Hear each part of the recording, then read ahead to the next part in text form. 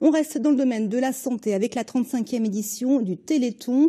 Alors que la version 2020 était confinée, cette année, de nombreux défis et animations ont lieu sur tout le territoire. C'était le cas à Cholet, dans le Maine-et-Loire, où la solidarité en faveur des malades et pour la recherche thérapeutique a pris la forme de pompons. Reportage sur place de Denis Leroy et Jérémy Leclanche. Sur le village du Téléthon, on ne pouvait pas la rater. Cette arche constituée de milliers de pompons multicolores, elle a été confectionnée par les petites mains bénévoles d'un centre social de Cholet. Noël avant l'heure, un beau cadeau pour garnir les caisses du Téléthon.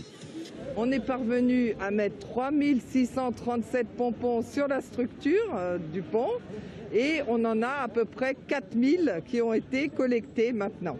Le pompon, en plus, il symbolise les cellules que les chercheurs essaient de réparer pour les malades. Donc ça va très bien avec le Téléthon. Le pompon, 1 € pièce. À ce prix-là, il ne faut pas se priver. Au Téléthon, on aime aussi relever des défis pour récolter des fonds. J'aimerais bien que tout le monde participe au Téléthon 2021.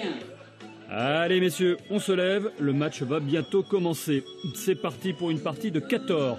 Un mix de volley, foot, mais sans les mains, où l'on se renvoie une balle tressée. Un sport ultra populaire en Asie, proposé ici par la communauté laotienne de Cholet. Quand on a vu que les jeunes, les enfants, tout ça, des maladies génétiques, il y a du mal à guérir, on aimerait bien aider ces jeunes-là pour être mis au pied après.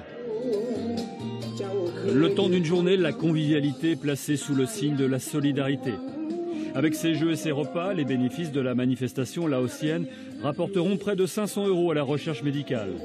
Le Téléthon est un rendez-vous traditionnel à Cholet depuis maintenant 30 ans.